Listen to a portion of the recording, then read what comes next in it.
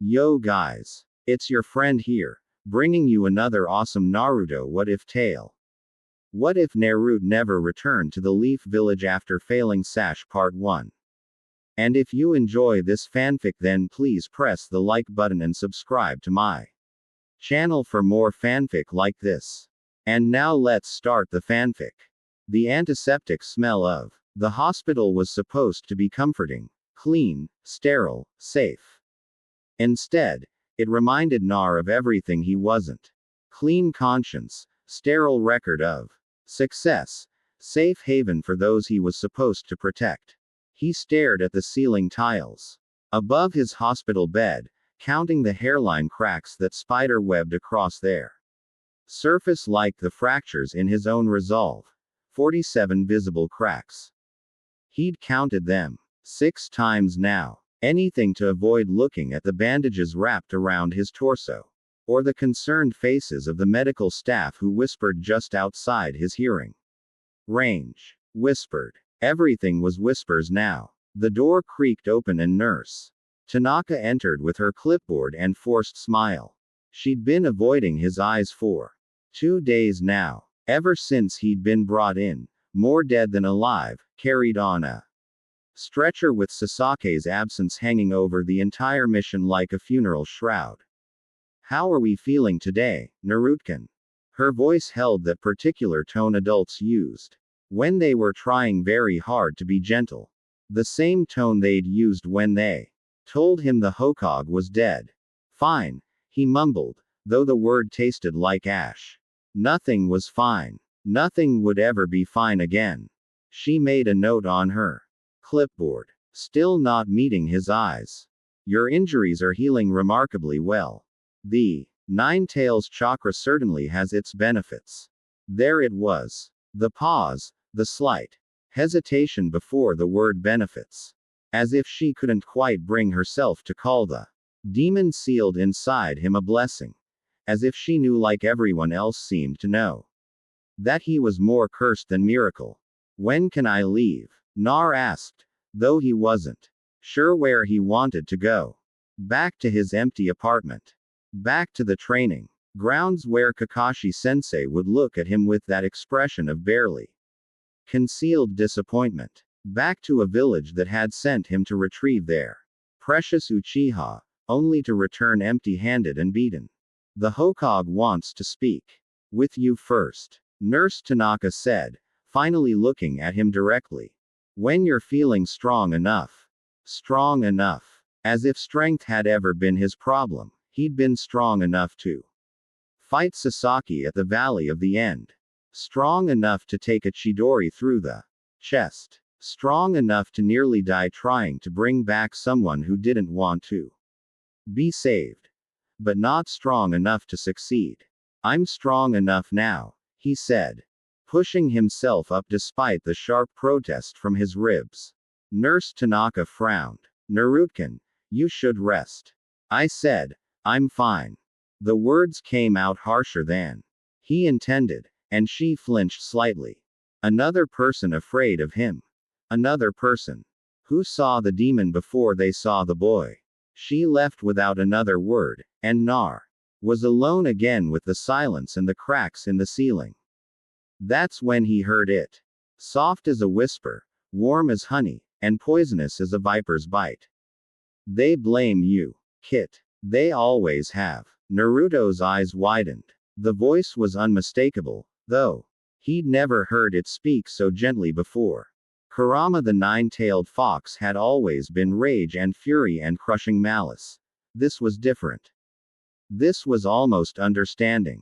Kurama, he whispered to the empty room. Who else would speak truth to you when all others offer lies? You gave everything. Your blood, your chakra, your very life, and still they whisper of your failure. Naruto's hands clenched into fists, pulling at the IV line taped to his arm. I did fail. Sasuke's gone. And it's my fault. Your fault. There was amusement in the fox's voice now, dark and bitter. Tell me, Kit, whose fault was it that the Uchiha was marked by that snake Orochimaru? Whose fault was it that your sensei taught him techniques that could kill you rather than bonds that could save him? Whose fault was it that this village, your village, allowed him to leave in the first place? But I should have what? Died. You tried that. I felt your heart stop on that battlefield. I felt your life slip away while you bled for someone who drove a lightning blade through your chest without hesitation. The voice grew softer, more persuasive. And what thanks do you receive? Whispers in hallways, blame in hospital rooms, the weight of everyone else's failures placed squarely on your shoulders. Nar wanted to argue, wanted to defend his village, his friends, his sensei. But the words stuck in his throat like swallowed glass. Because, deep down, in a place he didn't want to acknowledge, Kurama's words rang with a terrible truth. He'd been brought back to the village like a broken tool, patched up in secret, visited by no one except medical staff who could barely look at him. Where was Kakashi sensei? Where were his friends? Where was anyone who might tell him that it wasn't his fault, that he'd done everything he could? The answer was deafening. In its silence. Rest now, Kit. Heal your body. But remember, they sent you to bring back their precious Uchiha. And when you couldn't accomplish the impossible, they decided it was easier to blame the demon child than to examine their own failures. The voice faded, leaving Nar alone with his thoughts and the growing certainty that something fundamental had shifted inside him. The cracks in the ceiling seemed deeper now, more numerous, as if the building itself was reflecting the fractures in his faith. 3 hours later, when Nurse Tanaka returned with his dinner tray, she found him staring out the window at the village below. The setting sun painted everything in shades of red and gold, beautiful and warm, but all Nar could see were the faces of people who had never wanted him to succeed in the first place. Your friends stopped by earlier, she said quietly, setting the tray on his bedside table. Shikamaru and Choji, they wanted to see you, but visiting hours were over. Nar didn't respond. Friends, the word felt foreign now, tainted by doubt and Kurama's whispered truths. They asked me to tell you that everyone made it back safe. She continued. All the retrieval team members are recovering well. Everyone except Sasaki.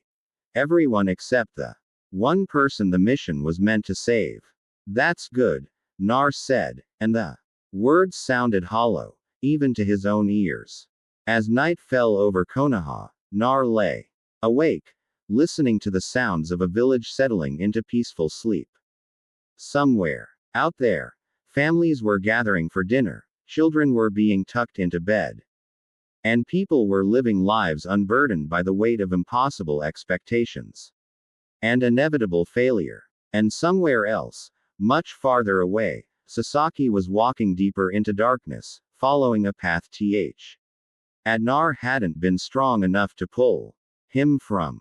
The failure echoed in his chest like a physical wound. And for the first time since returning to the village, Naruto began to wonder if Kurama might be right. If maybe, just maybe, the problem wasn't his strength or his dedication or his willpower. Maybe the problem was that he'd been fighting for people who had never really wanted him to win. The thought should have horrified him. Instead, as sleep finally claimed him in the small hours of the morning, it felt almost like relief. The Hogue's office felt smaller than Naruto remembered, as if the walls had closed in. During his 3 days in the hospital, sat behind her desk, hands folded, her usual Sake, nowhere to be seen. That alone told him how serious this conversation was going to be. Sit, she said without looking up from the mission report spread before her. Nar remained standing, his ribs still achd with every breath. But he wasn't about to show weakness. Not here. Not when he could already feel the weight of disappointment pressing down on him like a physical thing. I said, sit, Nar. Voice carried the authority of the Hokage, and despite everything, old habits died hard. He dropped into the chair across from her desk, its leather creaking under his weight. Silence stretched between them, broken only by the sound of shuffling papers and the distant noise of the village going about its daily business. Normal people doing normal things, unburdened by the crushing responsibility of being the supposed hero who couldn't even save his best friend. Finally, Sunyunade looked up and Nar wished she hadn't. Her brown eyes held a mixture of disappointment, frustration, and something that might have been pity. He wasn't sure which one cut deeper. The mission was a failure, she said without preamble. Sasaki Uchiha has defected to Orochimaru. 3 team members were critically injured. The enemy escaped with their target. She set the report aside and leaned back in her chair. Tell me, Nar, what part of this outcome resembles success? We all made it back. Alive, Nar said quietly. That's something, right? Is it? Sharp now, cutting. Because from where I sit, it looks like I sent 5 of our most promising young shinobi on what should have been a simple retrieval mission, and they came back broken and empty-handed. Shikamaru is blaming himself for his tactical failures. Shoji nearly died from those cursed pills. Neji's injuries will take weeks to heal properly. Ka's been having nightmares about those sound ninja. Each name felt like a weight added to Naruto's shoulders. His friends, his teammates, all hurt because he hadn't been strong enough to stop Sasaki from leaving in the first place. But you, continued, her gaze never wavering from his face. You were the one who was supposed to bring him back. You were the one who knew him best, who had the strongest bond with him. You were the one I trusted to succeed where others might fail. Listen to how she speaks to you, Kit, as if their failures are your burden too. Bear. Naruto's hands clenched in his lap. Kurama's voice was becoming a constant presence now. A whispered commentary that made every interaction feel like a test. He was doomed to fail. I tried, he said, and hated how small his voice sounded. I gave everything I had. Clearly, it wasn't enough. Stood and walked to the window, looking out at the village she was sworn to protect. Do you understand the position this puts us in? Sasaki was the last loyal Ikea. His defection isn't just a personal loss. It's a strategic disaster. His sharing, his potential, his bloodline, all of it is now in the hands of our enemies. You think I don't know that? The words burst out of Naruto before he could stop them, louder and harsher than he'd intended. You think I don't replay every second of that fight? You think I don't see his face every time I close my eyes? Turned back to him, eyebrows raised at his outburst. Then you understand why. Why? What? Why everyone looks at me like I personally handed Sasaki over to Orochimaru. Why the medical staff whispers about how the demon boy couldn't even save his best friend. Why you're sitting here lecturing me about responsibility, when I'm the only one who actually fought him face to face. The silence that followed was deafening, shifted from surprise to something colder, more calculating. That's enough, she said quietly. I understand you're upset. Upset. Nar laughed. And the sound was bitter and wrong coming from him. I'm not upset, Granny. I'm tired. I'm tired of being blamed for everyone else's failures. I'm tired of being expected to fix problems I didn't create. And I'm really tired of being treated like a weapon when I succeed and a disappointment when I don't. Yes, Kit. Let the truth flow. See how quickly her sympathy turns to suspicion when you stop playing the role of the grateful little soldier. Narrowed. You're walking a dangerous line, Nar. That kind of thinking. What kind of thinking? The kind where I actually examine what happened instead of just accepting blame. Nar stood, his chair scraping against the floor. Sasaki left because he wanted power. Because he chose revenge over bonds. Because this village couldn't give him what he thought he needed. That's not my failure. That's yours. The temperature in the room seemed to drop several degrees. When Sade spoke again, her voice carried the full weight of her authority. Sit down. For a moment, Naruto considered refusing. The rebellious part of him. The part that was growing stronger with each of Kurama's whispered encouragements wanted to walk out of this office and never look back. But years of conditioning won out and he sank back into his chair. You're right about one thing, Sununade said, returning to her seat. This village failed, Sasaki. We all did. But that doesn't change the fact that you were his teammate, his closest friend. And you couldn't reach him when it mattered most. That failure is yours to carry, just as the larger failure is mine. So what now? Nar asked. You want me to apologize for not dying hard enough. Promise to do better next time someone I care about decides to abandon everything we've built together. I want you to learn from this, Sununade replied. I want you to understand that being a shinobi means accepting responsibility for both success and failure. And right now, I want you to go home, rest, and prepare for your next assignment, which is border patrol, solo missions.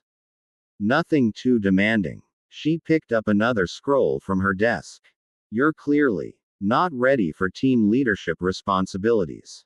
The words hit him like a physical blow. Solo missions away from teams, away from friends, away from anyone who might depend on him. It was exile disguised as duty, punishment wrapped in the language of necessity. Do you see now, Kit?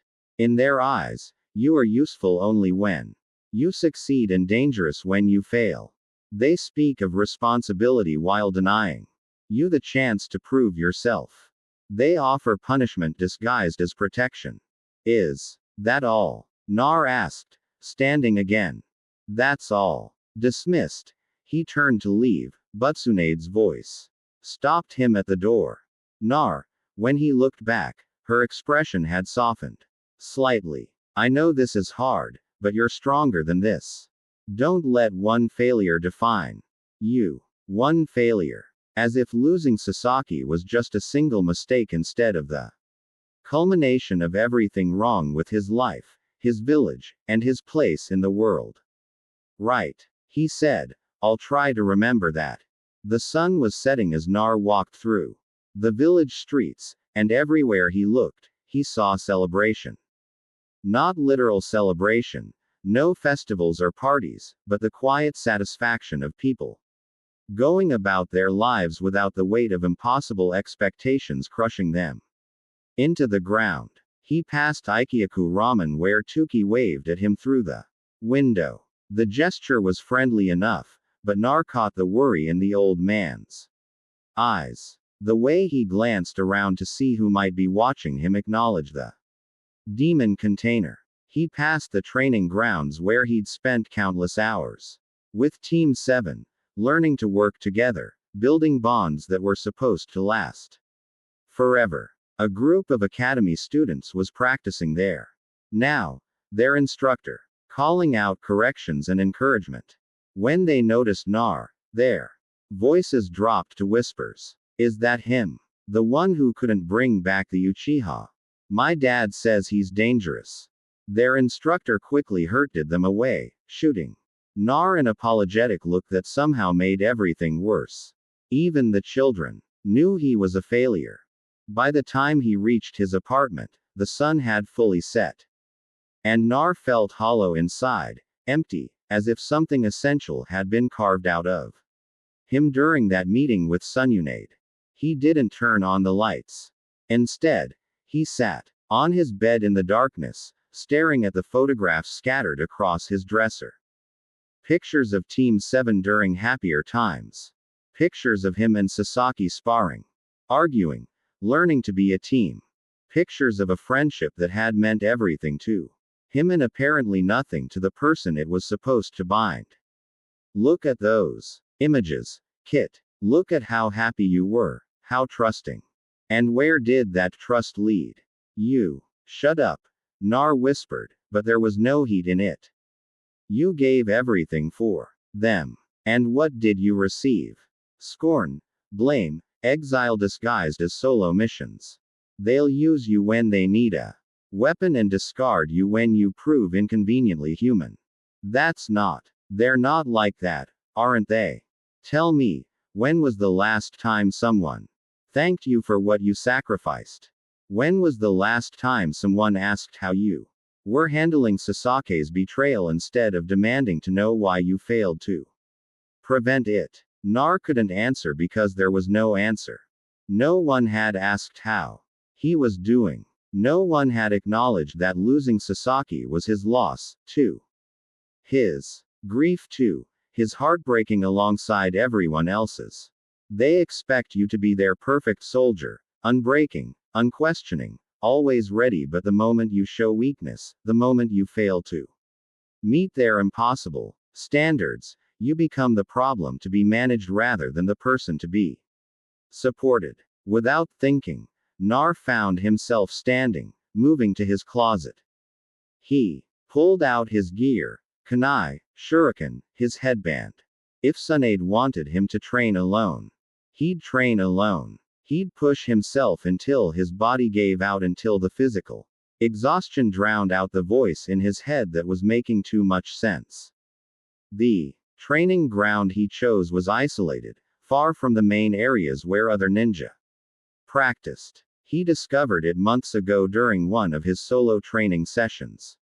A small clearing surrounded by dense trees that muffled sound and hid him from curious eyes. Perfect for someone who was no longer welcome in the spaces where real teams trained together. He started with basic kata, working through forms that Kakashi had taught him. But every movement reminded him of lessons shared with Sasake, of competitions and camaraderie and the easy friendship that had made everything else bearable. Soon basic forms weren't enough. He moved to jutsu practice, pushing chakra through techniques with more force than necessary, letting the burn of overexertion replace the ache in his chest. Shadow Clone Jutsu Rinnegan. Every technique in his arsenal practiced with increasing desperation as the night wore on. Sweat soaked through his clothes, his muscles screamed in protest, and still he pushed harder. Yes, Kit. Feed that anger. Let it burn away the weakness they've tried to instill in you. You are powerful, more powerful than any of them realize. Why should you limit yourself for their comfort? Hours passed. The moon climbed high overhead, and still Naruto trained, his movements becoming sloppy with exhaustion. But never stopping. He couldn't stop. If he stopped, he'd have to think about Tsunade's disappointment, about his friend's injuries, about Sasuke's face as he walked away into darkness. If he stopped, he'd have to acknowledge that everything he'd believed about bonds and friendship and belonging might be nothing more than comforting lies he'd told himself to make the loneliness bearable. Dawn was breaking when he finally collapsed, falling to his knees in the churned up dirt of the training ground. His vision blurred with exhaustion, his lungs burning, his entire body shaking from overexertion. But the voice in his head was clearer than ever. Look at you, Kit. Magnificent in your strength, terrible in your dedication, and they want to waste you on solo missions and border patrols. They want to hide your light under a bushel because it threatens their small, ordered world. Nar pressed his forehead to the ground, tasting dirt and sweat and the bitter flavor of growing disillusion. You gave everything for them. And what did you receive? Scorn. This time he didn't argue. Kakashi Hideki had never considered himself a particularly good teacher. This wasn't false modesty or self-deprecation. It was a cold assessment of facts. Good teachers inspired their students, guided them toward growth, and helped them navigate the complexities of both technique and philosophy. Good teachers built bonds that lasted beyond the classroom. Kakashi had failed to save either of his students. He stood on the roof of his apartment building in the pre-dawn darkness, looking out over the village he'd sworn to protect. Somewhere in those winding streets, Nar was probably still training himself to exhaustion. The boy had been doing it every night since his release from the hospital, pushing his body past reasonable limits in isolated training grounds where he thought no one would notice. Kakashi noticed he'd been watching from the shadows, too much of a coward to approach directly, too consumed by guilt to know what he'd say if he did. I failed. You both, he thought, and the words felt like glass in his throat. I taught Sasaki techniques that made him more dangerous without teaching him the wisdom to use them responsibly. I focused on your natural talent, Nar, without addressing the emotional wounds that made you so desperate for acknowledgement. The worst part was the timing. If he'd intervened earlier, if he'd recognized the signs of Sasake's growing darkness, if he'd been the teacher they'd needed instead of the distant mentor he'd chosen to be. But if was a luxury he couldn't afford.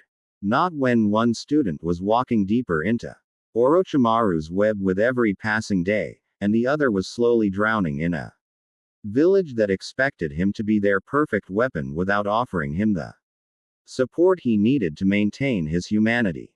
A soft knock at his door interrupted his brooding. Kakashi wasn't expecting visitors. Few people knew where he lived, and fewer still would visit at this hour. He dropped silently from the roof to his apartment, landing on the balcony and slipping through the sliding door. Another knock, more insistent this time. Kakashi sensei. The voice was muffled but unmistakable. Nar. For a moment, Kakashi hesitated. He'd been trying to work up the courage to approach his remaining student for days. But now that Nar had come to him, he felt completely unprepared. What did you say to someone you'd failed so completely? How did you begin to bridge a gap that felt like an ocean? He opened the door. Nar looked terrible. His clothes were stained with dirt and sweat. His hair was a mess. And there were dark circles under his eyes that spoke of too little sleep and too much self-punishment. But it was his expression that made Kakashi's chest tighten. Gone was the bright enthusiasm that had defined the boy since the day they'd met. In its place was something harder, more guarded, as if he'd built walls where there used to be open doors. Nar, Kakashi said, stepping aside to let him in. This is unexpected. Yeah. Well, Naruto entered the apartment but didn't sit, standing near the door as if ready to bolt at any moment. I wanted to ask you something. Of course, what is it? Nar was quiet for a long moment, staring at his hands. When he finally looked up, his blue eyes held an intensity that was unsettling in someone so young. Why didn't you teach me the Chidori? The question hit Kakashi like a physical blow. He'd been expecting anger about the mission's failure or questions about what they should do next or even accusations about his shortcomings as a teacher. He hadn't expected this. Nar, you taught it to Sasaki. You spent weeks working with him, perfecting his technique, making him stronger. But you never offered to teach it to me. Naruto's voice was steady, but there was something underneath it that made Kakashi's instincts prickle. Was it because I wasn't good enough? Because I didn't have the sharing to copy it perfectly? It wasn't about worthiness. Kakashi said carefully. The Chidori requires speed, precision, the ability to see your opponent's movements clearly. Nar nodded. I know. Sasaki explained it to me right before he tried to put it through my chest. The casual way he said it, as if discussing the weather rather than a near-death experience, was more disturbing than any emotional outburst would have been. The technique wasn't right for your fighting style, Kakashi explained. Though the words felt inadequate, your strength has always been in your unpredictability. Your chakra reserves, your ability to outlast opponents through sheer determination. The Chidori is a precision weapon. A precision weapon that you gave to someone who was already walking away from us, Naruto interrupted. Tell me, Kakashi-sensei, when you were teaching Sasuke to kill with lightning, did you ever think about what would happen if he decided we were his enemies?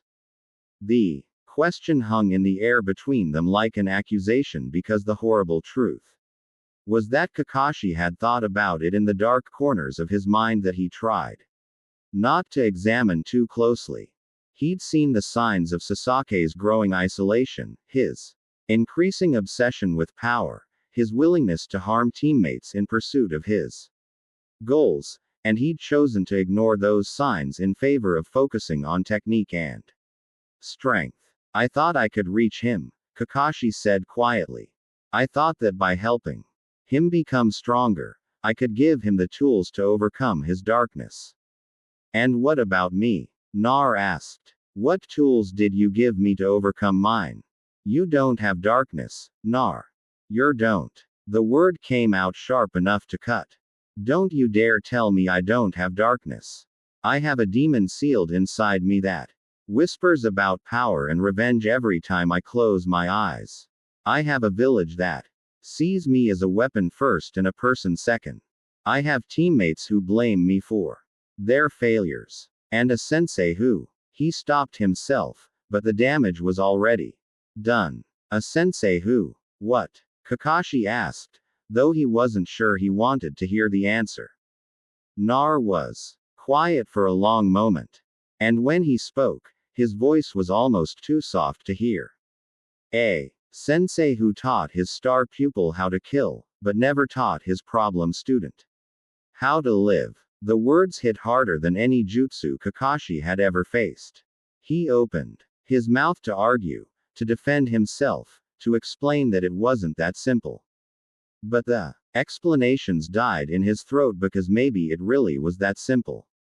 He'd spent months teaching Sasaki advanced techniques while leaving Nar to figure out basic chakra control on his own.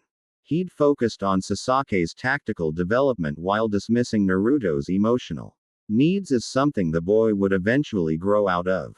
He'd poured his energy into saving the student who seemed destined for greatness while taking for granted the one who seemed too resilient to break. Do you see now, Kit? Even he cannot deny the truth of what you've observed.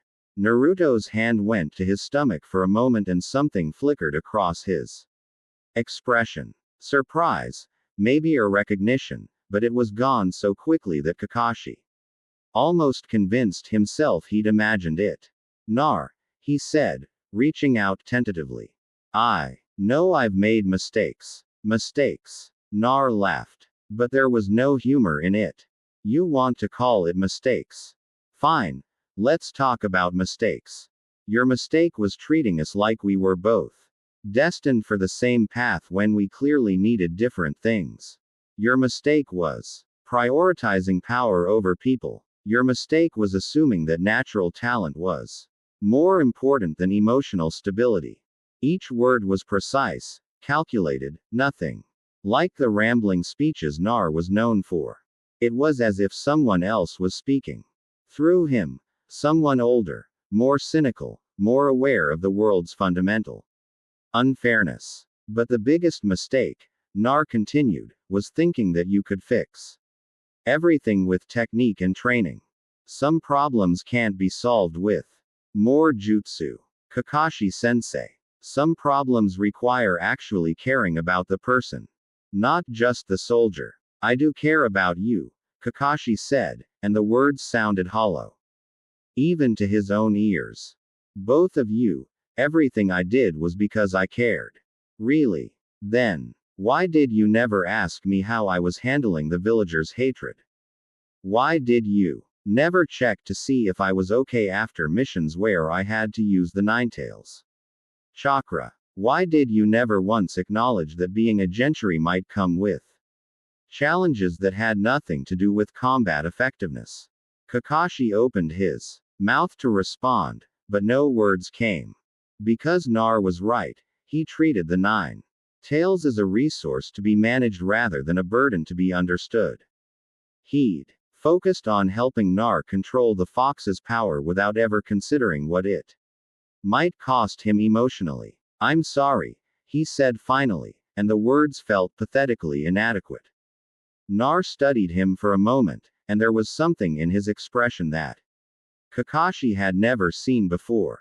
Pity, maybe, or disappointment so deep it had calcified into indifference. Yeah, Nar said quietly. I figured you would be. He turned to leave, but Kakashi caught his arm. Wait, let me make this right. Let me be the teacher you needed. It's too late for that. Nar pulled free gently, not with anger, but with the calm certainty of someone who had already made their peace with disappointment. You can't undo years of neglect with good intentions. And you can't fix fundamental problems with last-minute attention. Then what do you want from me?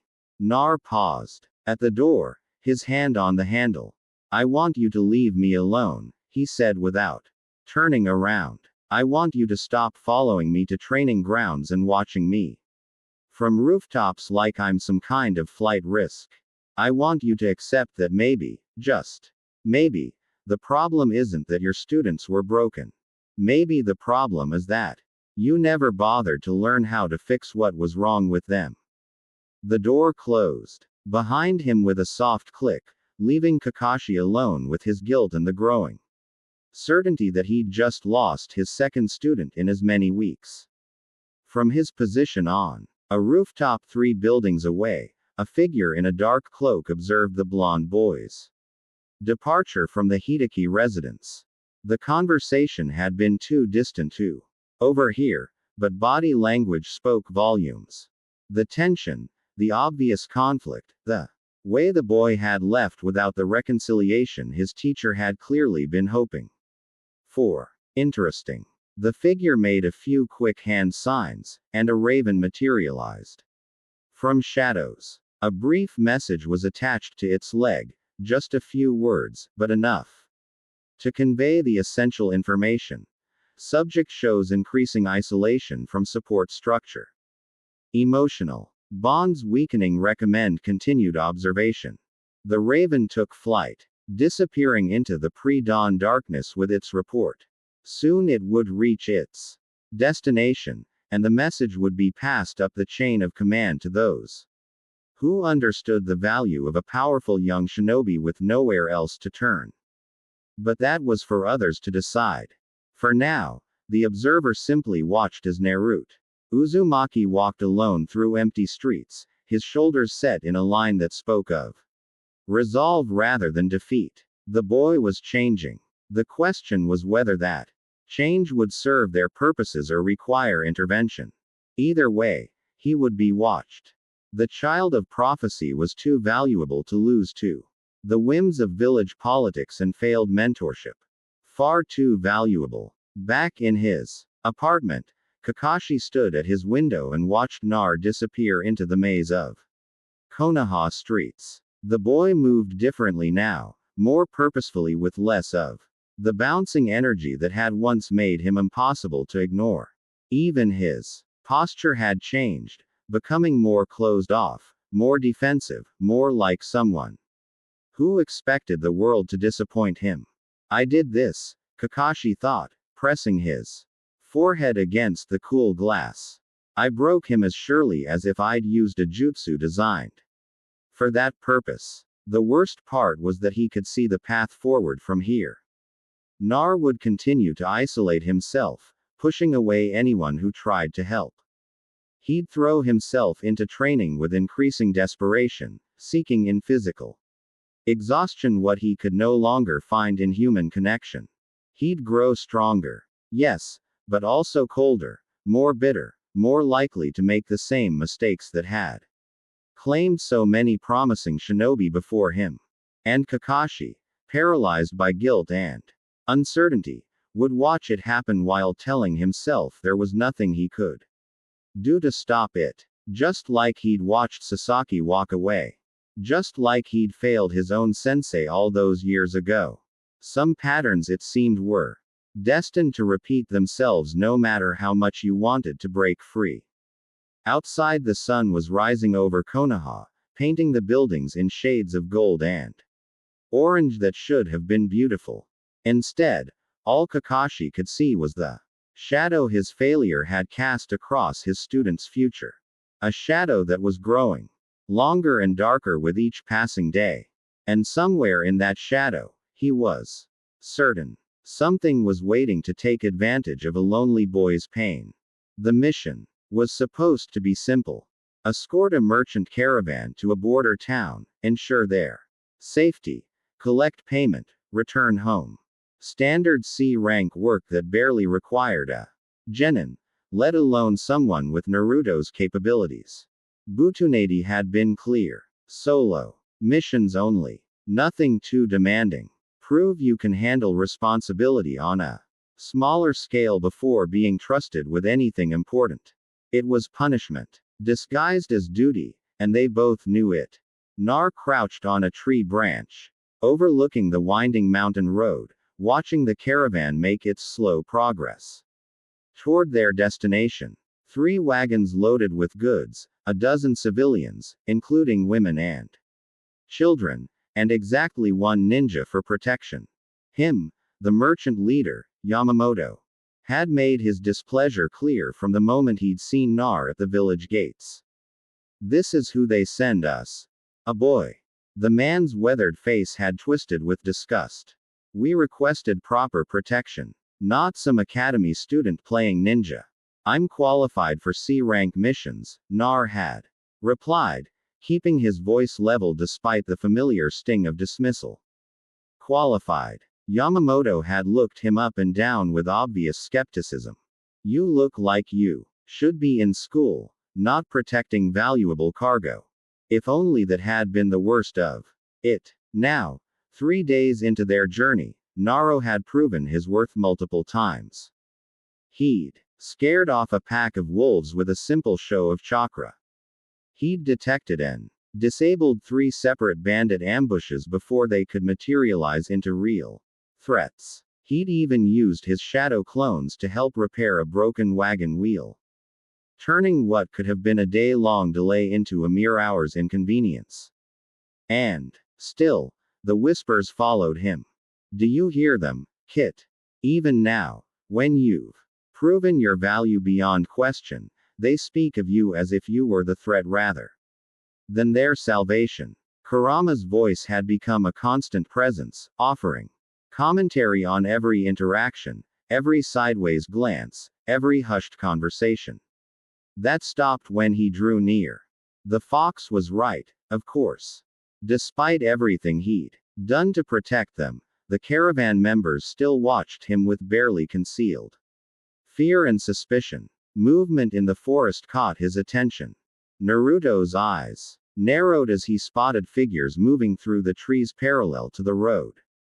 Too many to be animals, too coordinated to be random travelers. His hand went to his kunai pouch as he counted them.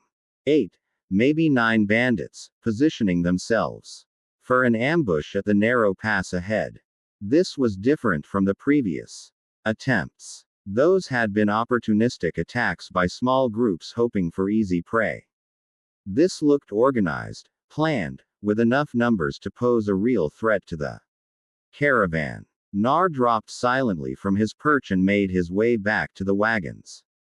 The lead merchant was riding at the front, occasionally barking orders at the drivers.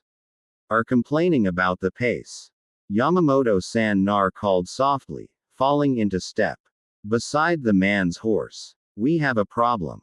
The merchant's face soured at the sound of Naruto's voice. What now, boy? More of your paranoid fantasies about bandits in every shadow. There are at least 8 hostiles positioned for an ambush in the pass ahead. I need you to halt the caravan while I deal with them. Deal with them? Yamamoto snorted. You're 1 child against 8 grown men. Even if your ridiculous story is true, what exactly do you plan to do? Nar felt his patience fraying. My job. Just keep everyone here until I give the all clear. He turned to leave, but Yamamoto's voice stopped him. Wait. If there really are bandits ahead, shouldn't we turn back? Find another route. This is the only viable path to your destination, and turning back would add 3 days to the journey. I can handle 8 bandits. You're insane if you think I'm a ninja, Nar said flatly. This is what I do. The ambush site was perfectly chosen. A narrow canyon with steep walls on both sides, limiting escape routes and forcing travelers into a killing field.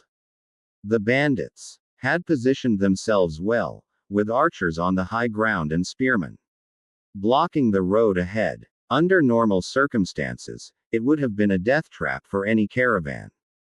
Unfortunately for them, Nar was anything but normal circumstances. He studied their positions from concealment, counting weapons, and assessing threat levels. These weren't desperate thieves looking for a quick score.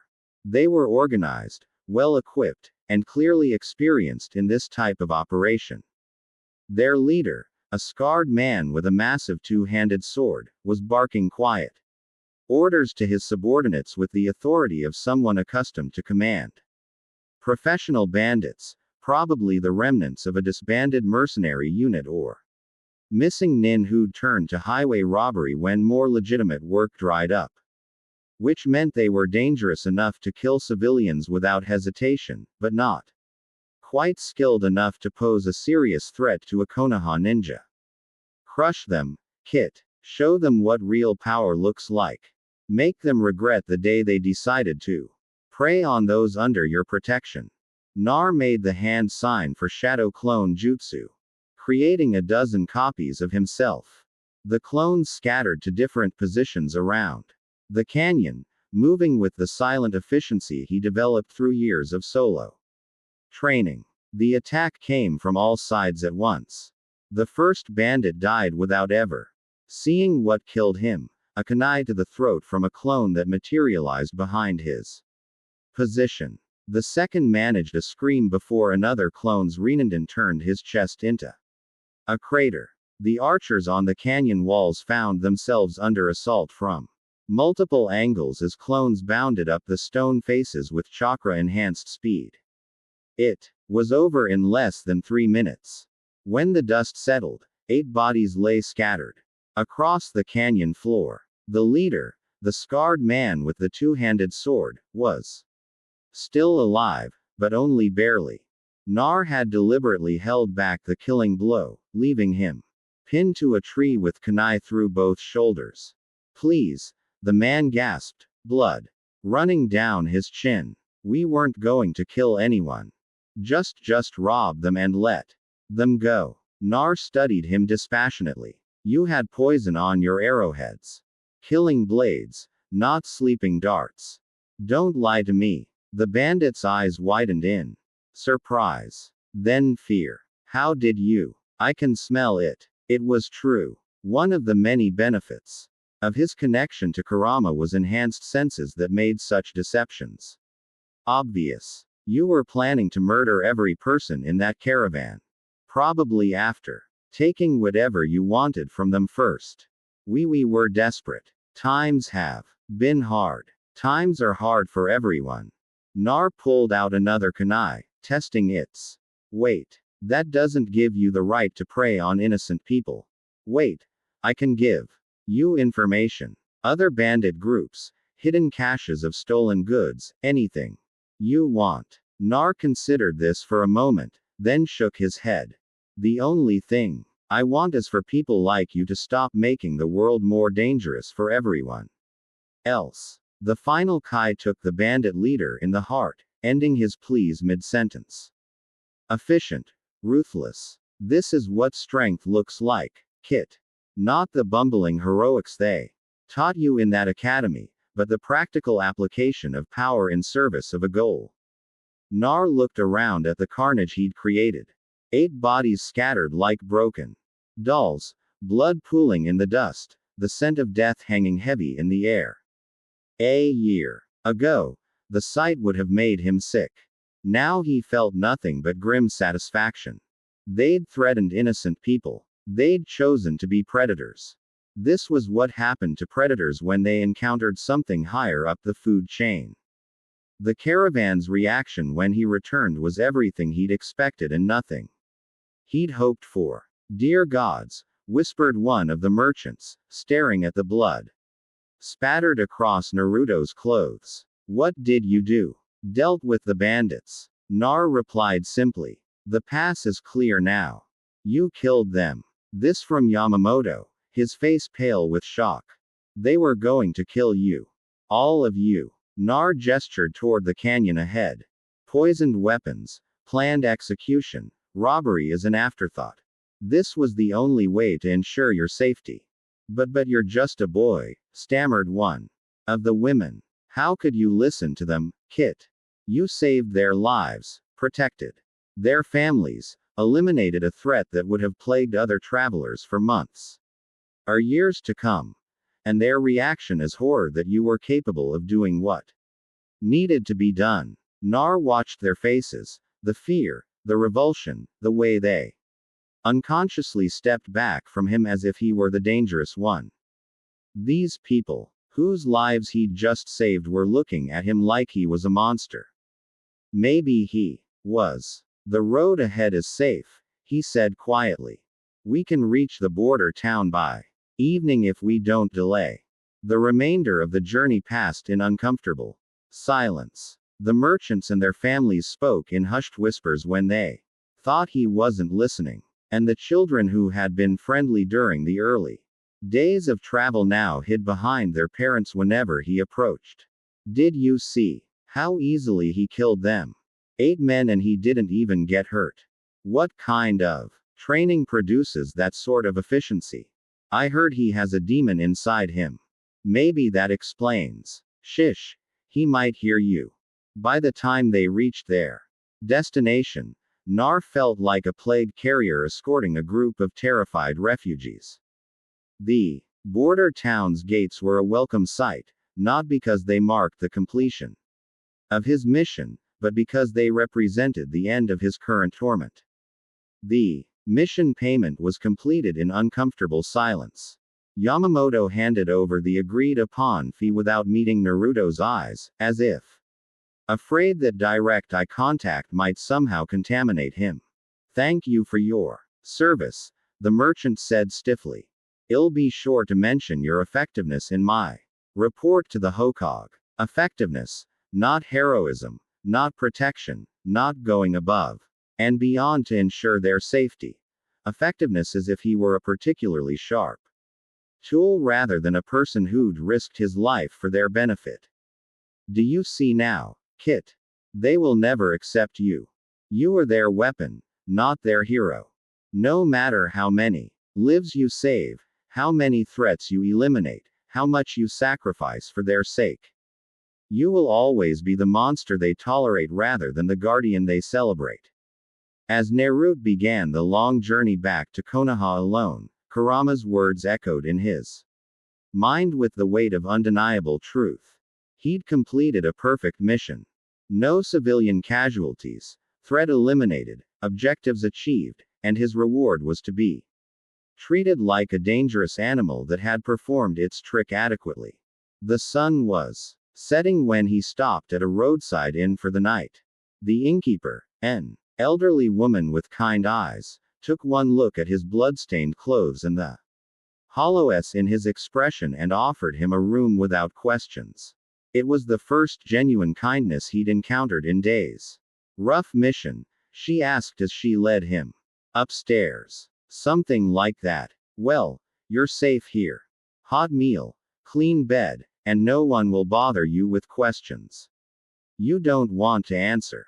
Her simple acceptance, the way she treated him as just another tired traveler rather than a potential threat, almost broke something inside him. This stranger showed him more consideration in 5 minutes than the people he'd risked his life to protect had managed in an entire week.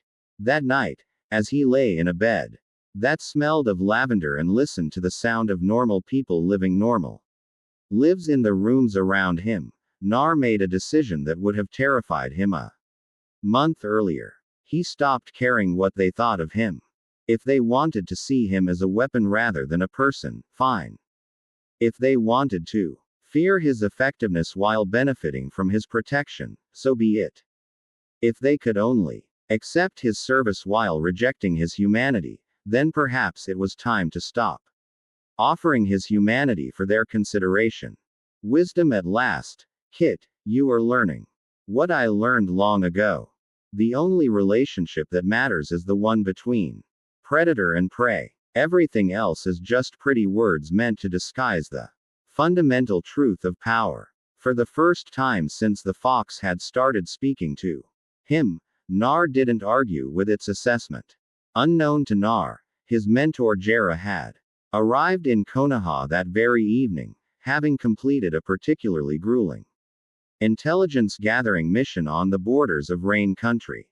The Toad Sage was tired, dirty, and looking forward to a hot bath and a bottle of sake, roughly in that order. He was also completely unaware of his student's growing crisis. Jiraiya, Sama's assistant, appeared at his elbow almost before he'd cleared the village gates. The Hokage requests your immediate presence. She says it's urgent. Jiraiya suppressed a groan. Urgent usually meant either a new threat to the village's security or political complications that required his particular skill set to navigate. Either way, it meant his bath and sake would have to wait. What's the situation? He asked as they made their way through the village streets. Intelligence reports from our border stations. Increased Akatsuki activity. Possible movements against other Jinchuriki villages. The Hokage wants your assessment of the threat level. Akatsuki. Jiraiya's expression darkened. He'd been tracking the organization's movements for months, trying to understand their ultimate goals and capabilities. If they were accelerating their timeline, any word on specific targets. Preliminary reports suggest they may be moving against the Sand Village next. The one-tailed Jinchuriki Jiraiya picked up the pace. If Akatsuki was targeting Gar, it meant they were moving into the active phase of their plan, which meant Naruto would be a target soon enough, if he wasn't already. His mind was so focused on the larger strategic implications that he completely missed the smaller crisis playing out in his student's heart. The reports of solo missions in isolation, the concerned whispers from hospital staff, the way certain merchants had described their ninja escort as effective but disturbing. All of it passed by his awareness like background noise. After all, Nar was strong. Nar was resilient. Nar could handle a few difficult missions while the adults dealt with the real threats. It was exactly the kind of assumption that had already cost Konoha one promising student.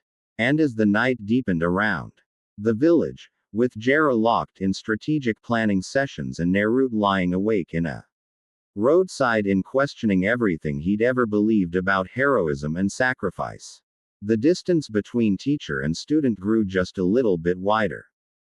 Just wide enough for something else to slip through the gap. Sleep. When it finally came, brought no peace. Nar found himself standing in a place that felt familiar yet wrong. The streets of Konoha, but empty of people and draped in perpetual twilight. The buildings were the right shape. The roads followed the correct paths, but everything was rendered in shades of gray and shadow, as if the color had been drained from the world. He walked through the deserted village, his footsteps echoing strangely in the silence. No shopkeepers calling out their wares, no children playing in the streets, no ninja leaping across rooftops on their way to missions. Just emptiness stretching in every direction. Lonely, isn't it? Nar spun toward the voice, his hand instinctively reaching for a kunai that wasn't there. Standing beneath a flickering street light was a figure in a black cloak marked with red clouds, tall, pale, with long dark hair. Framing features that were both beautiful and terrible. Itachiya. Nar breathed, his heart racing. What are you doing here? This is a dream, Itachi said calmly, stepping forward into the light. His red sharing eyes seemed to glow in the gray twilight. Your dream, to be precise. I'm merely visiting. Nar tensed, preparing to fight, but something felt off. His chakra felt sluggish, distant, as if he were trying to access it through thick glass. Even his body felt strange, present, but not quite real, like a reflection in water. The fox's voice, when it came, was oddly subdued. Interesting. The Uchiha has skill. I'll give him that. What do you want? Nar demanded, though his voice sounded hollow in the empty air. To talk, Itachi's expression was unreadable, neither threatening nor reassuring. Nothing more. In dreams, we can speak without the complications of the waking world. No villages to defend, no loyalties to consider, no expectations to meet. I'm not telling you anything about Konoha's defenses. I'm not asking about them. Itachi began walking, his movements fluid and unhurried. Tell me, Naruto Uzumaki, when did you last feel truly welcomed in your village? The question hit harder than any physical attack could have. Nar found himself walking alongside the missing Nin, though he couldn't remember deciding to do so. It's not like that, he said. But the words felt weak even to his own ears. Isn't it? Itachi glanced at him sideways. When you return from missions, do they celebrate your success or simply expect it? When you're injured in service to the village, do they tend to your wounds with gratitude or clinical detachment? When you save their lives, do they thank you or fear what you might do next? Each question was a knife twisted in an already bleeding wound. Because the terrible truth was that Nar couldn't remember the last time someone had genuinely thanked him for his service. The last time his success had been celebrated rather than simply acknowledged as expected. The last time anyone had looked at him with gratitude instead of weariness. They're just scared, Nar said weakly. The Nine Tails. The Nine Tails is part of you, not the whole of you. Itachi stopped walking and turned to face him directly. But they choose to see only the fox, don't they? The weapon they can deploy when convenient. The threat they must tolerate when not. He speaks truth, Kit. More truth than your so-called friends have offered in years. Kurama's voice held an odd note of approval. Listen to what he says. There is wisdom in his words. Why are you telling me this? Nar asked. What's in it for you? Perhaps I simply recognize a kindred spirit. Itachi resumed walking, leading them toward what looked like the academy building. Do you know what it's like to be branded a traitor by people who never understood your true loyalty? To have your every action interpreted through the lens of their fear rather than your intent. You murdered your entire clan, Nar said, but there was less heat in the accusation than there should have been. Did I? Itachi's smile was enigmatic, neither confirming nor denying. Or did I do what was necessary to prevent a greater tragedy? The difference between those two interpretations often comes down to perspective and whose version of events you choose to believe. They had reached the academy now, its familiar facade rendered strange and ominous in the dream light. Itachi gestured toward the building where Nar had spent some of his most painful early years. Tell me about this place, he said. What do you remember most clearly? Without thinking, Nar found himself answering, being alone, sitting by myself while everyone else had friends to talk to, groups to belong to. The teachers who looked at me like I was a problem to be managed rather than a student to be taught. And how did that make you feel?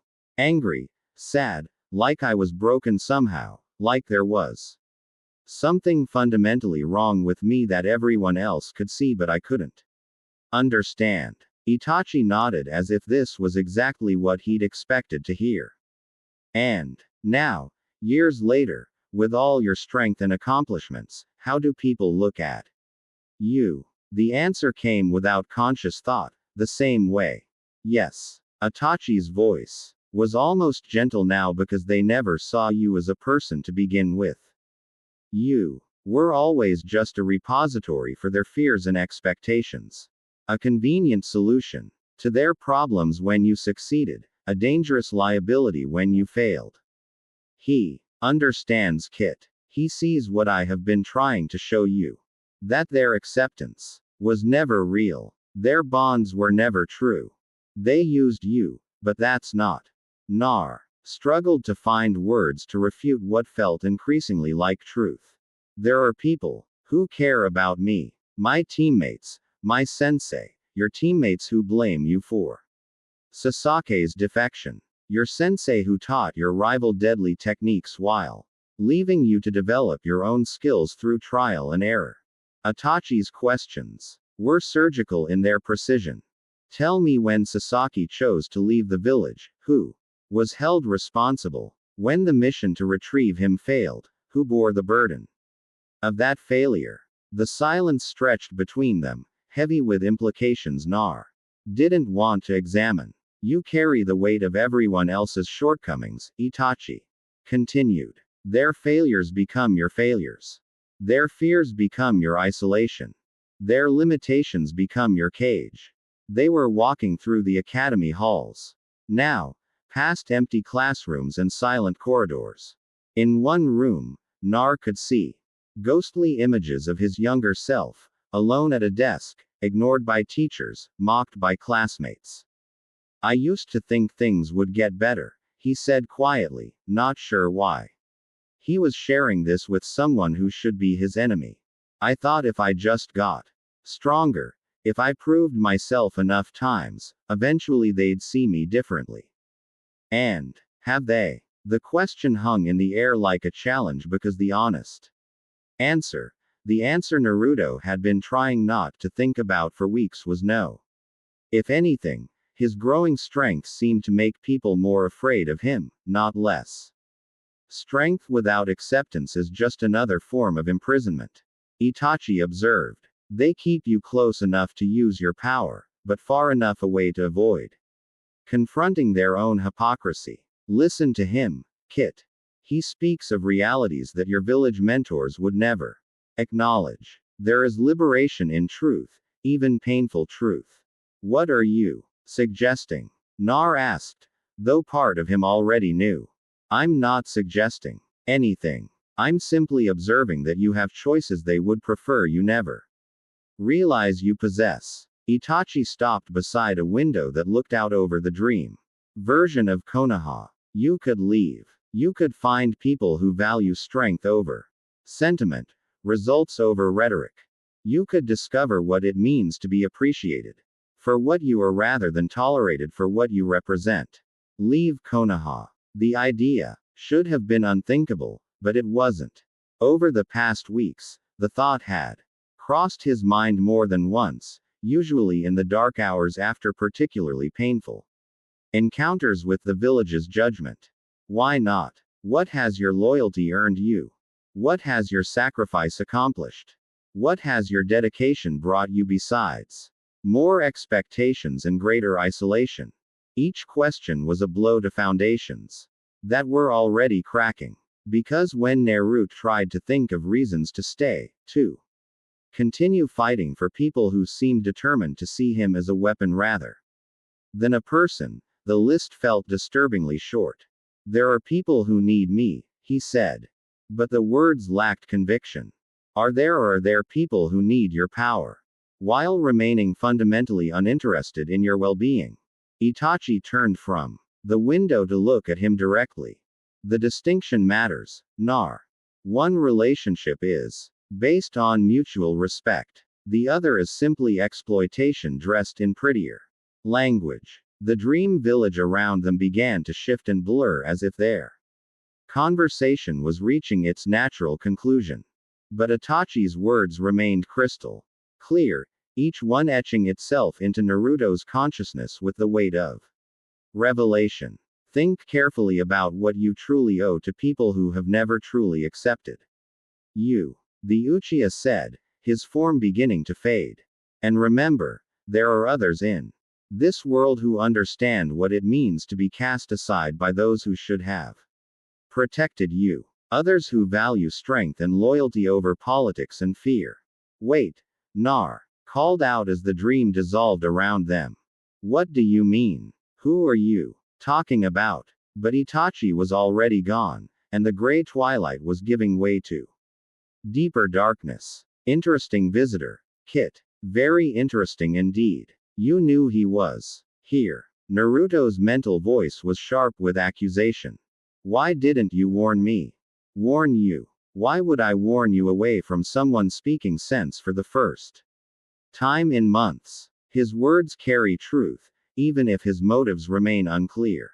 He's a criminal, a missing nin. So was I in their eyes. So are all those who refuse to bow to the arbitrary authority of village elders and political structures. Perhaps the question isn't why someone like him would reach out to you, but why it took so long for anyone to do so. The fox's words followed Nar into true sleep, where dreams gave way to deeper rest, but no real peace. He woke in his roadside inn room, with the taste of revelation bitter on his tongue. Dawn light was creeping through the shuttered windows, painting everything in shades of gold that seemed too bright, too cheerful for the darkness that had taken root in his thoughts. The dream felt more real than the waking world, more honest, more direct, more willing to confront truths that everyone else seemed determined to ignore. Itachi's questions echoed in his mind with the persistence of actual memories, each one forcing him to examine assumptions he'd never thought to question. What has your loyalty earned you?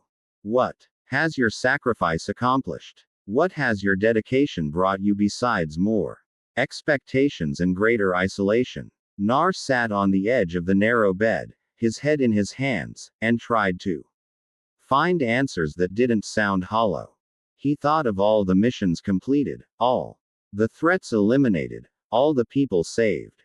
But when he tried to balance that against gratitude received, genuine acceptance earned, or authentic friendships forged, the scales tipped in a direction that made his chest tight with something dangerously close to despair. Had it always been this one-sided, or was he only now seeing clearly? For the first time, the innkeeper knocked softly on his door, interrupting his brooding. Breakfast is ready if you'd like some, young man. No charge. You looked like you could use a good meal. Her kindness was genuine, uncomplicated by fear or expectation. She wanted nothing from him except perhaps his company at her table, and even that was offered freely rather than demanded. It was the sort of simple human consideration that should have been commonplace, but felt precious in its rarity. Thank you, he called back. I'll be down in a moment. As he gathered his gear and prepared to continue his journey back to Konoha, Nar caught sight of his reflection in the room's small mirror. The face looking back at him was older than it should have been, marked by experiences that had aged him beyond his years. But it was the eyes that gave him pause, still blue, still bright, but holding a weariness that hadn't been there before. The eyes of someone who was learning not to trust too easily, not to hope too freely, not to give too much of themselves to people who might not value what they received. Change is natural. Kit growth requires the shedding of old illusions and the acceptance of harder truths. The boy who left on this mission is not the same as the one who will return. For once, Nar didn't argue with the fox's observation because it was true. Something fundamental had shifted inside him over the past few weeks. The unshakable faith in his village, his friends, his place in the world had developed cracks that were spreading with each new disappointment. And maybe that wasn't entirely a bad thing. Maybe it was time to stop defining himself by other people's expectations and start considering what he actually wanted from his life. Maybe it was time to stop accepting crumbs of acknowledgement as if they were Feast and start demanding the respect his achievements had earned. Maybe it was time to consider that there might be other paths to the peace and belonging he'd always sought, paths that didn't require him to constantly prove his worth to people who seemed determined to withhold their acceptance no matter what he accomplished. The thought should have terrified him. Instead, as he made his way downstairs to share breakfast with a kind stranger who asked nothing of him except his company, it felt almost like freedom. Nar had been back in Konoha for exactly 4 hours when Jiraiya found him. He was sitting on the swings at the old academy playground, the same swings where he'd spent countless lonely afternoons as a child, watching other kids laugh and play while he remained on the periphery. The irony wasn't lost on him. Even as a teenager who'd saved the village multiple times, he still ended up in the same place, still on the outside looking in. There you are, Jiraiya's voice boomed across the empty playground. I've been looking everywhere for you, kid. Nar didn't turn around, didn't get up from the swing, didn't show any of the enthusiasm that usually accompanied his mentor's arrival. He just sat there gently rocking back and forth, watching the sun set through the tree branches. Hey, Jaraz said again, his tone shifting from boisterous to concerned as he approached. Rough mission completed successfully, Nar replied without inflection. Objective achieved. Civilians protected. Hostiles eliminated. The merchants will reach their destination safely and with all their goods intact. The clinical way he reported it made Jiraiya pause. This wasn't how Nar usually described his missions. There were no animated gestures, no excited rambling about techniques he'd used or people he'd helped. Just facts delivered with the emotional investment of someone reading a weather report. That's good, Jiraiya said carefully, settling onto the swing beside his student. But I wasn't asking about the mission results. I was asking how you're doing. I'm fine. The words came out flat, automatic, the kind of response that ended conversations rather than encouraged them.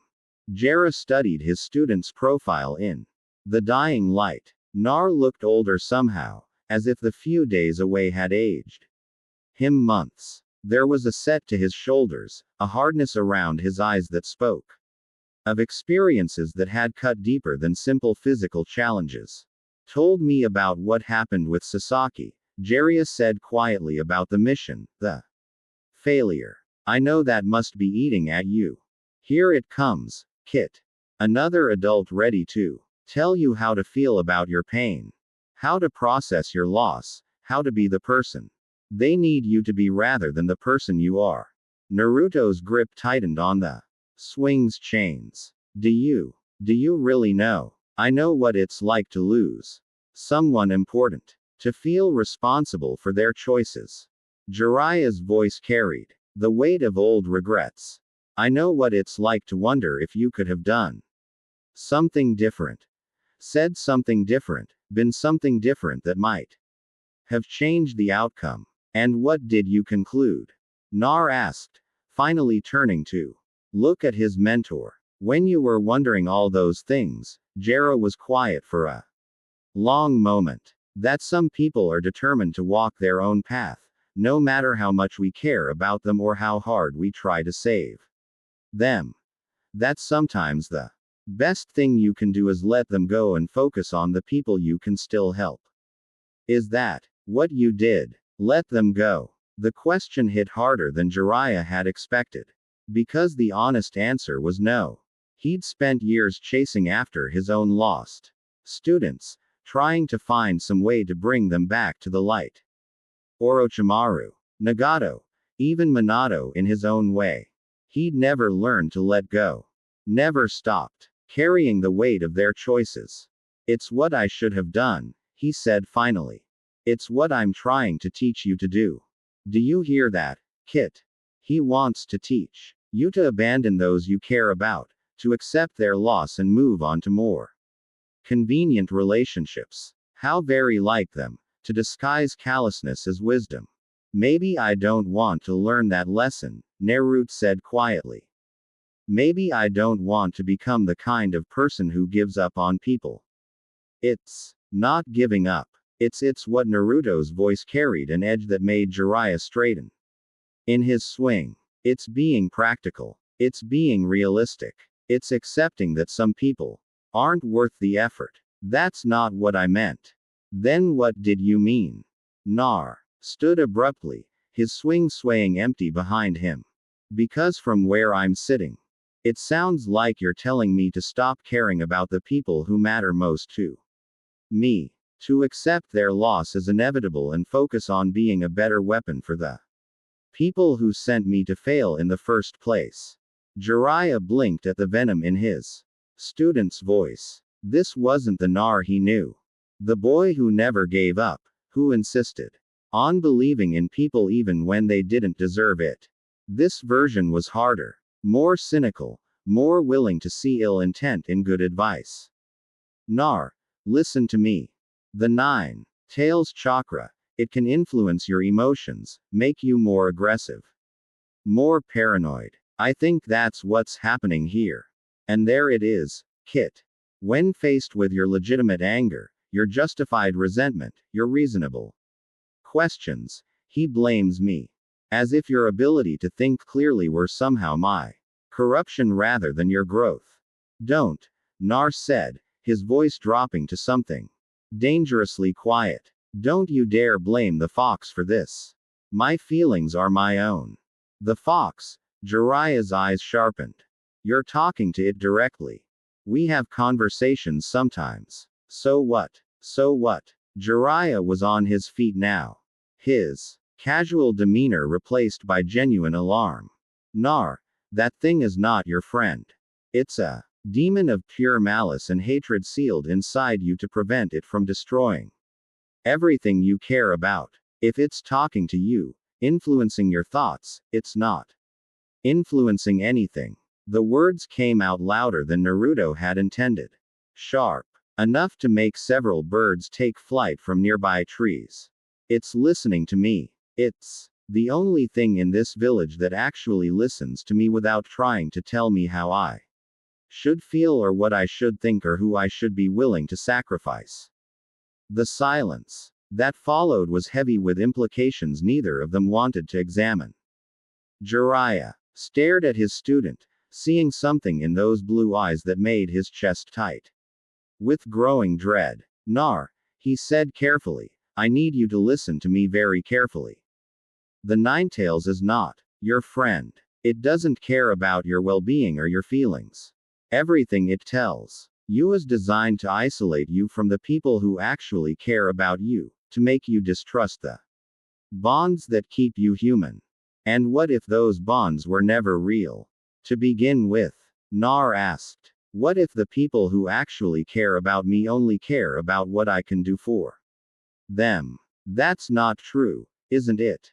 Nar began pacing, his movements sharp and agitated. Name one person in this village who values me as a person rather than as a weapon. One person who's shown genuine interest in my well-being rather than my combat effectiveness. One person who's ever asked what I want instead of telling me what I should want. Jiraiya opened his mouth to respond then stopped because when he tried to think of examples, the list was disturbingly short. Even his own relationship with Nar was built around training and missions and preparing him for greater challenges. When was the last time they'd simply talked about Naruto's hopes and dreams and fears without it being connected to his role as a ninja? Silence speaks volumes, doesn't it, Kit? Even he cannot deny the truth of what you've observed. The village needs you, Jiraiya said finally, falling back on larger justifications when personal ones failed him. You're important, too. The village needs the Nine Tails, Nar corrected. I'm just the container it happens to be stuck in. That's not true. You're special, Nar. You're the child of prophecy. The words were meant to be encouraging, inspiring, a reminder of Naruto's greater destiny. Instead, they had exactly the opposite effect. Nar stopped, pacing and turned to stare at his mentor with an expression that was part disbelief, part bitter amusement. The child of prophecy, he repeated. Is that supposed to make me feel better? It should. Make you understand how important you are. The prophecy speaks of a student who will either bring peace to the world or destroy it utterly. You have the power to do what other people expect me to do. Naruto finished. To fulfill a destiny that someone else wrote for me, to be the hero or villain that the story requires, to shape my entire life around meeting the expectations of a prediction I had no part in creating. Jiraiya frowned. This wasn't how Nar was supposed to react to learning about his prophetic importance. He should have been excited, honored, eager to live up to his destiny. The prophecy is a gift, Jiraiya said. It means you're chosen for something greater than. It's another leash. Naruto's voice was flat, certain. Another way to control me, to make sure I do what you want me to do instead of what I want to do. First, I'm the Nettles container who has to stay loyal to protect the village.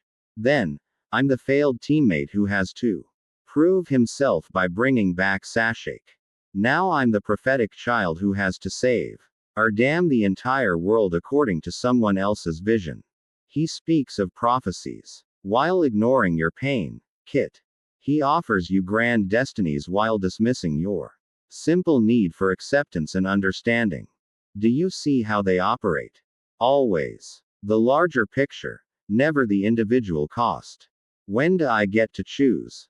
Nar asked, his voice carrying a weight that made Jiraiya want to step back.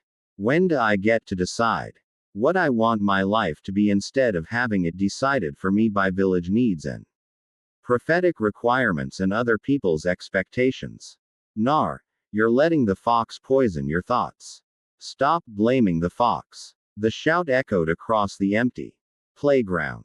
Stop dismissing everything I think and feel as demonic corruption. Maybe, just maybe, I'm capable of having my own thoughts about my own life. Jiraiya held up his hands in a placating gesture. I'm not trying to dismiss your feelings. I'm trying to help you understand that the Nine Tails is the only thing in this village that acknowledges my feelings exist.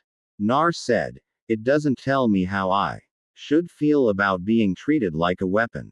It doesn't explain why I should be grateful for scraps of acceptance. It doesn't promise me that things will get better if I just keep being the perfect little soldier.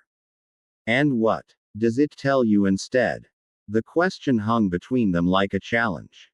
Nar was quiet for a long moment, and when he spoke, his voice was soft enough that Jiraiya had to strain to hear it.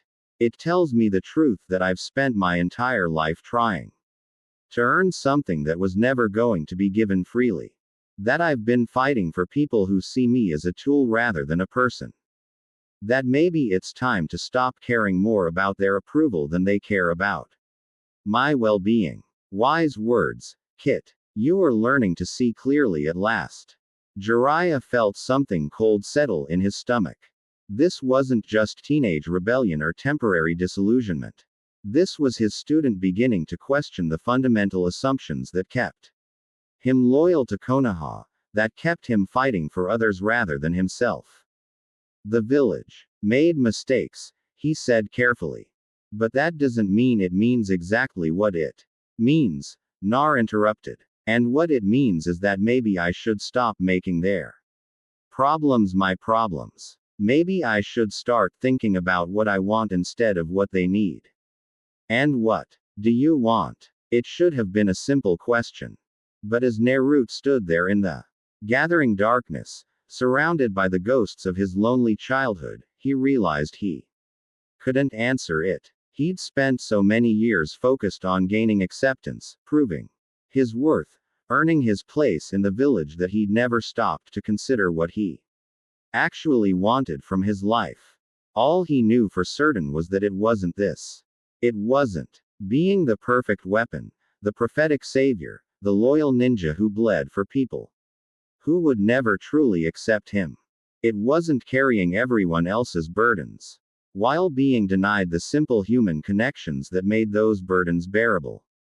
I don't know, he said finally, but I know it's not what I have now. The first step toward freedom, Kit, admitting that your current path leads nowhere you want to go. Jiraiya saw the danger in that admission, saw the way his student was pulling back from everything that had once motivated him. But instead of addressing the underlying pain, instead of acknowledging the legitimate grievances that were driving Nar toward isolation, he did what shinobi were trained to do. He focused on containing the threat. We need to work on your seal, he said. Strengthen the barriers between you and the Nine Tails. If it's influencing your thoughts to this degree, it's not influencing my thoughts, Nar said tiredly. It's just the only thing willing to validate them. Nar, listen to me. The prophecy can go to hell. The words were said quietly without heat, but they hit Jiraiya like a physical blow. I'm not anyone's chosen child. I'm not anyone's weapon. I'm not anyone's savior. I'm just Nar. And maybe that should be enough. He turned and began walking away from the playground, leaving Jiraiya standing alone among the empty swings. Where are you going? Jera called after him. Home, Nar replied without turning around to think about things. As his student disappeared into the maze of Konoha streets, Jiraiya remained standing in the gathering darkness, a growing certainty settling in his chest like a weight. He was losing him. The boy who had once embodied hope and determination and unshakable faith in the power of bonds was walking away, and Jiraiya had no idea how to bring him back. Worse, he was beginning to suspect that his own approach, focusing on power and prophecy and greater purpose while ignoring the basic human needs that drove everything else, had played a role in pushing Nar away in the first place. First consideration of leaving. The report would later say subject displaying increasing alienation from support structures and mentor figures, emotional bonds weakening rapidly, recommend immediate intervention. But by the time that report was written, it would already be too late. In his small apartment, Nar sat on his bed and stared at the ceiling, Jiraiya's words echoing in his mind.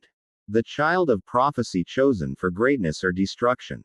Another burden, another expectation, another reason why his life belonged to other people rather than himself. For the first time since returning to Konoha, he seriously considered what it would be like to simply leave, to walk away from the village, the expectations, the prophecies, and all the people who saw him as anything other than just Nar.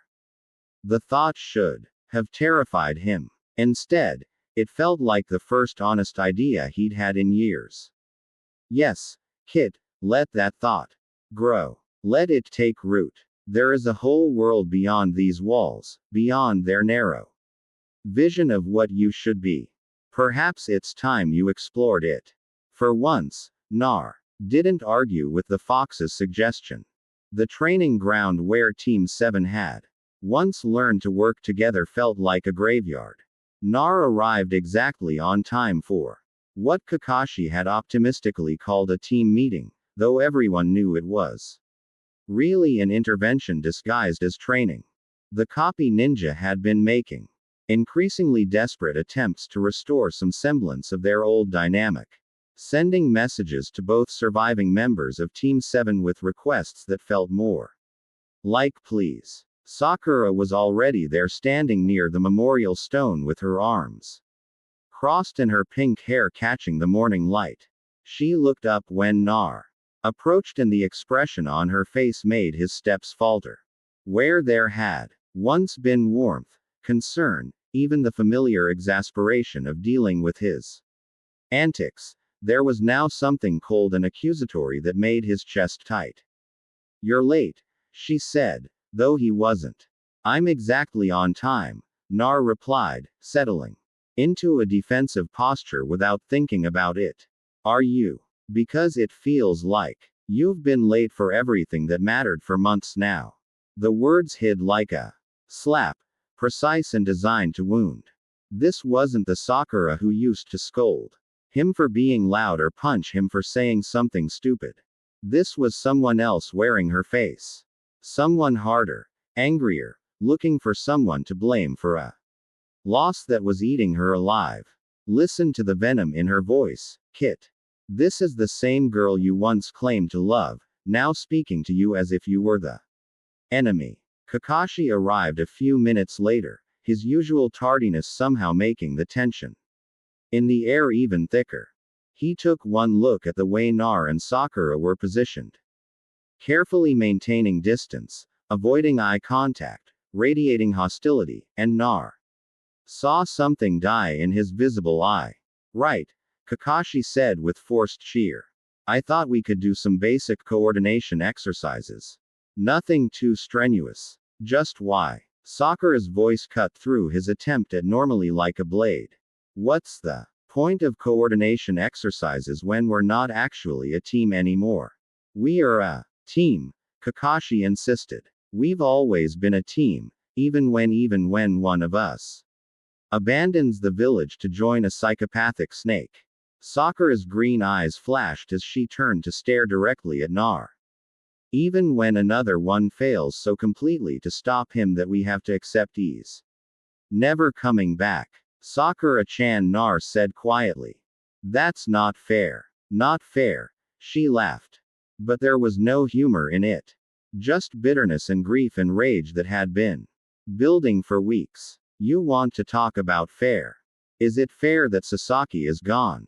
Is it fair that he's probably dead in some laboratory while that monster experiments on him? Is it fair that the person who promised to bring him back came home empty-handed and beaten half to death? Each question was a knife twisted in wounds that were still bleeding. Nar felt himself taking a step back, then another, as if physical distance could somehow protect him from the fury in her voice. I tried, he said, and hated how small his voice sounded. I gave everything I had.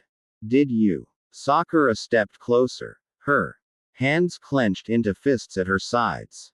Because from where I was sitting, it looked like you couldn't even last 5 minutes in a real fight with him. It looked like all your big talk about bringing him home was just that talk.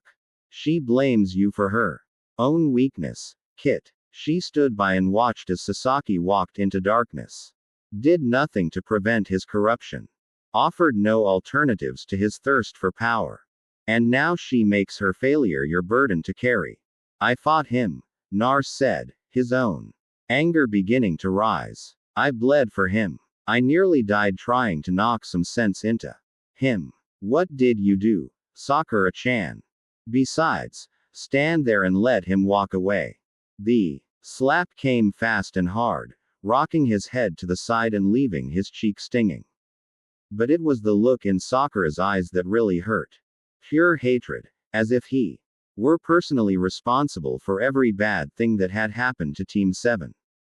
Enough. Kakashi stepped between them, his voice carrying the authority of command. Both of you, stop this now. Stop what? Sakura's voice was high and tight with barely controlled hysteria. Stop telling the truth. Stop acknowledging that Nar failed in the one thing that mattered most. Stop pretending that everything is fine when our teammate is gone. And it's his fault. It's not his fault, Kakashi said firmly. Sasaki made his choice. No one could have. Anyone else could have done better. Sakura whirled on their sensei. Her training temporarily forgotten in the face of her grief. Rock Lee would have done better. Neji would have done better. Hell, even Ka would have done better because at least he wouldn't have held back. Held back. Naruto's voice was dangerous now. The kind of quiet that preceded storms. You think I held back? I think you were more worried about not hurting your precious Sasuke than you were about actually stopping him. Sakura shot back. I think you cared more about maintaining your stupid rivalry than about bringing him home to the people who actually loved him. Do you hear her, Kit? She speaks of love while showering you with hatred. She speaks of failure while having contributed nothing to the solution herself. This is how they repay loyalty. With blame and accusation and demands that you bear the weight of their inadequacy. You want to know why I held back? Naruto's voice was rising now, his control slipping. As weeks of suppressed pain and anger finally found a target. Because I still believed he was worth saving. Because I still thought there was good in him. Because I was stupid enough to think that bonds meant something. Bonds. Sakura laughed bitterly. What bonds? The bonds that let him put a Chidori through your chest. The bonds that made him choose power over friendship. The bonds that meant so little to him that he walked away without a second thought. The bonds that made me fight for him even when he was trying to kill me. Nar shouted. The bonds that made me bleed and suffer and nearly die because I thought he was worth it. The bonds that apparently meant more to me than they did to anyone else on this team. If they meant so much to you, then why is he gone? Sakura's voice dropped to a whisper that somehow carried more impact than any scream. If you cared so much, if you tried so hard, if you gave everything you had, then why are we standing here without him? The question hung in the air like a curse, unanswerable and devastating. Because the horrible truth was that Nar didn't know. He'd replayed that fight at the Valley of the End 1,000 times, analyzing every moment, every choice, every word spoken between them, and he still couldn't identify the crucial moment where everything went wrong, the key decision that might have changed the outcome. All he knew was that he'd failed, and Sasaki was gone. And now even the people who should have understood his loss were turning their pain into weapons against him. That's enough, Kakashi said again. But his voice lacked conviction now. Even he seemed shaken by the venom in Sakura's words. The complete breakdown of anything resembling team cohesion. No, it's not enough. Sakura continued, her gaze never leaving Naruto's face. It's not nearly enough because Sasaki is still gone and Orochimaru still has him and we're still sitting here pretending that everything is fine when our team is broken. Beyond repair. Maybe, Naruto said quietly, it was broken long before Sasuke left. The words came out without conscious thought, but once spoken, they felt true in a way that made his chest ache. Because looking back at their time as Team 7, how much of their supposed bond had been real? How much had been genuine friendship versus proximity and shared experiences? How much had been actual caring versus the kind of casual affection that develops between people who spend time together? Sasuke had walked away from all of it without apparent regret. Sakura was standing here, blaming him for losses that belonged to all of them. Kakashi was trying to force them back into patterns that had never been as strong as they'd pretended. Maybe the bonds he'd believed in so desperately had always been more illusion than reality. Now, you begin to see, Kit, the connections you treasured were chains they used to bind you to their expectations. When those connections no longer serve their purpose, they discard them without hesitation. But they expect you to remain loyal to bonds they've already abandoned. What's that supposed to mean? Sakura demanded. It means maybe we were never as close as we pretended to be, Nar said, his voice growing steadier as a strange calm settled over him. Maybe we were just three kids thrown together by circumstance, telling ourselves we were a family because it was easier than admitting we were strangers. That's not true, Kakashi protested. You three were what? Nar turned to look at his sensei directly. A team. When did we ever actually work as a team? Sasaki did his thing. Sakura supported whatever Sasaki wanted to do. And I tagged along making noise and hoping someone would notice me. That's not a team. That's a comedy act with delusions of significance. You're being unfair, Sakura said, but there was less heat in her voice now, as if some part of her recognized the truth in his assessment. Am I? Tell me, Sakura-chan, when was the last time you asked me how I was doing? Not how my training was going. Not whether I was getting stronger. Not if I was ready for the next mission. When was the last time you cared about me as a person instead of as Sasake's rival or the team's loudmouth? The silence that followed was damning in its completeness because the honest answer was never. Even during their closest moments, even when she'd been concerned about his injuries or proud of his accomplishments, it had always been in the context of his role on the team rather than genuine interest in his well-being. And you, Kakashi-sensei, Naruto continued, his gaze shifting to their instructor. When was the last time you treated me like a student instead of a project? When was the last time you taught me something because you thought I'd benefit from it instead of because it served some larger strategic purpose? Kakashi opened his mouth to respond, then closed it again. Because the uncomfortable truth was that his relationship with Naruto had always been defined by external factors, controlling the nine tails, preparing for greater threats, managing the boy's emotional state to maintain his loyalty to the village. He'd never simply been Naruto's teacher in the way he'd been Sasaki. This is what the nine tails is doing to you, Kakashi said finally, falling back on familiar explanations. It's making you paranoid, making you see enemies where there are friends. Stop.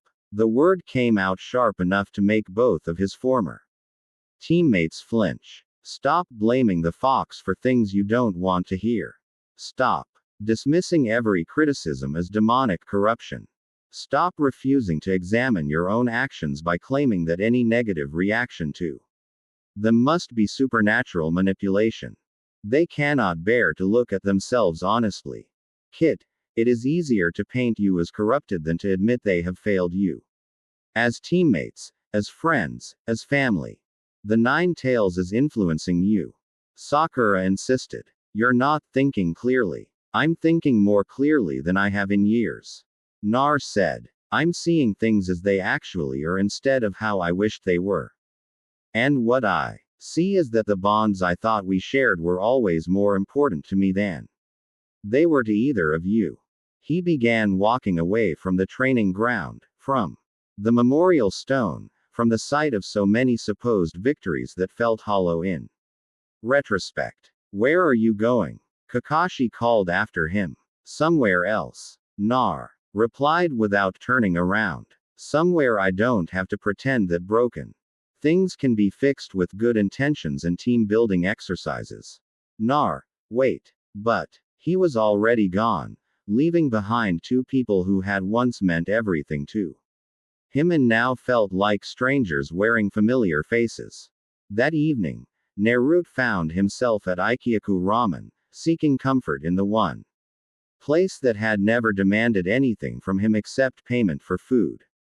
Tuki served him his usual with a smile that was warm but worried, clearly sensing something different in his most loyal customer. Everything all right, Nar? The old man asked as he ladled broth into a bowl. It was such a simple question asked with genuine concern rather than ulterior motive. The kind of basic human consideration that should have been commonplace but felt precious in its rarity. Just thinking about things, Nar replied, accepting the bowl gratefully. Heavy thoughts from the look of it. Nar nodded, taking a sip of the familiar broth and feeling some of the tension in his shoulders ease. Tuki-san, can I ask you something? Of course. Do you think people can change? Really change? I mean, not just get stronger or learn new skills, but fundamentally become someone different. The ramen chef was quiet for a moment, wiping down his counter while he considered the question. I think people can become who they really are, he said finally. Sometimes we spend years being who We think others want us to be or who we think we should be. But eventually, if we're lucky, we get the chance to discover who we actually are underneath all those expectations. Wisdom from an unexpected source, Kit. Perhaps this is what you've been missing.